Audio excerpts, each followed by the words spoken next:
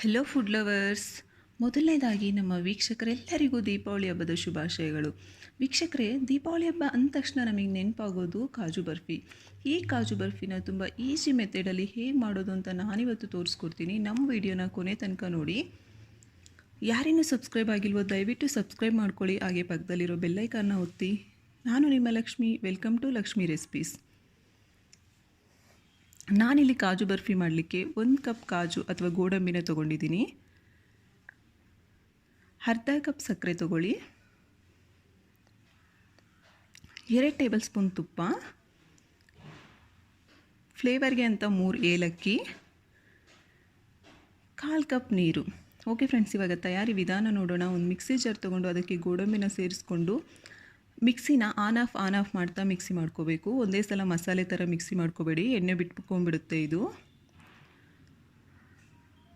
ನೋಡಿ, ಕನ್ಸಿಸ್ಟೆನ್ಸಿ ಈ ರೀತಿ ಇದ್ದರೆ ಸಾಕು. ಇವಾಗ ಇದನ್ನ ಪಕ್ಕದಲ್ಲಿ ಇಟ್ಕೊಂಬಿಡಿ. ಸ್ಟವ್ ಆನ್ ಮಾಡಿ ಬಾಣಲಿ ಇಟ್ಕೊಂಡು ಸಕ್ಕರೆ ಮತ್ತು ನೀರನ್ನ ಸೇರಿಸ್ಕೊಂಡು ಪಾಕ ಪ್ರಿಪೇರ್ ಮಾಡ್ಕೊಳ್ಳೋಣ. ಫ್ರೆಂಡ್ಸ್, ಇದು ತುಂಬ ಬೇಗನೆ ಬಂದುಬಿಡುತ್ತೆ ಪಾಕ. ನೀವು ಮೀಡಿಯಮ್ ಫ್ಲೇಮ್ನಲ್ಲೇ ಪ್ರಿಪೇರ್ ಮಾಡ್ಕೊಳ್ಳಿ. ಸಕ್ಕರೆ ಕರಗಿದ ಮೇಲೆ ಒಂದು 4ರಿಂದ 5 ನಿಮಿಷದಲ್ಲಿ ಪಾಕ ಬಂದುಬಿಡುತ್ತೆ. ಮಧ್ಯದಲ್ಲಿ ಆವಾಗವಾಗ ಕಲಿಸ್ಕೊಳ್ತಾ ಚೆಕ್ ಮಾಡ್ಕೊಳ್ತಾ ಇರಿ.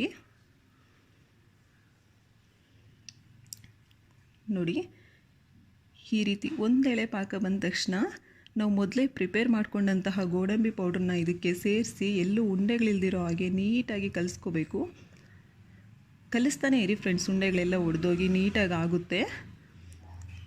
ಬಟ್ ರೆಸ್ಟ್ ಕೊಡಬೇಡಿ, ಕಲಿಸ್ತಾನೇ ಇರಬೇಕು. ಕಲಿಸ್ತಾನೇ ಇದ್ರೇ ಉಂಡೆಗಳೆಲ್ಲ ಒಡೆದೋಗುತ್ತೆ, ಇಲ್ಲಾಂದರೆ ಉಂಡೆಗಳಿದ್ದು ಅಷ್ಟು ಚೆನ್ನಾಗಿರಲ್ಲ. ಇವಾಗ ಫ್ಲೇವರ್ಗೋಸ್ಕರ ಏಲಕ್ಕಿ ಪುಡಿ ಮತ್ತು 1 ಟೇಬಲ್ ಸ್ಪೂನ್ ತುಪ್ಪ ಸೇರಿಸ್ಕೊಳ್ಳಿ. ತುಪ್ಪ ಜಾಸ್ತಿ ಏನು ಹಾಕೋಕೆ ಹೋಗಬೇಡಿ, 1 ಸ್ಪೂನ್ ಸಾಕು, ಸರಿ ಹೋಗುತ್ತೆ ಇದಕ್ಕೆ.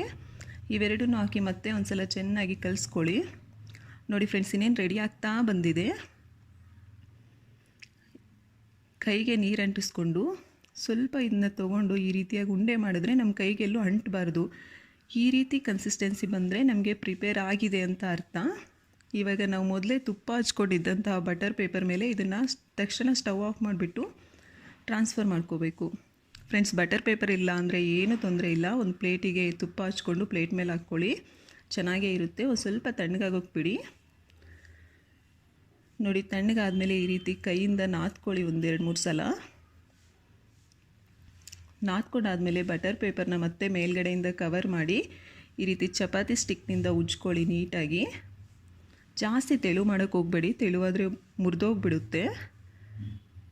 ನೋಡಿ, ಈ ಕನ್ಸಿಸ್ಟೆನ್ಸಿ ಇದ್ದರೆ ಸಾಕು. ನಿಮಗೆ ಕರೆಕ್ಟ್ ಶೇಪ್ ಬೇಕು ಅಂದರೆ ಫಸ್ಟು ಎಡ್ಜಸ್ನೆಲ್ಲ ಕಟ್ ಮಾಡಿ ಪಕ್ಕಕ್ಕೆ ಇಟ್ಕೊಂಬಿಡಿ. ನಾನಿಲ್ಲಿ ಸ್ವೀಟ್ ಶಾಪ್ ಸ್ಟೈಲಲ್ಲಿ ಬೇಕು ಅಂತ ಡೈಮಂಡ್ ಶೇಪಲ್ಲಿ ಕಟ್ ಮಾಡ್ಕೊತಿದ್ದೀನಿ ಫ್ರೆಂಡ್ಸ್. ನಿಮಗೆ ಯಾವ ಶೇಪ್ ಬೇಕಾದರೂ ಆ ಶೇಪಲ್ಲಿ ಕಟ್ ಮಾಡ್ಕೊಳ್ಳಿ, ತೊಂದರೆ ಏನಿಲ್ಲ.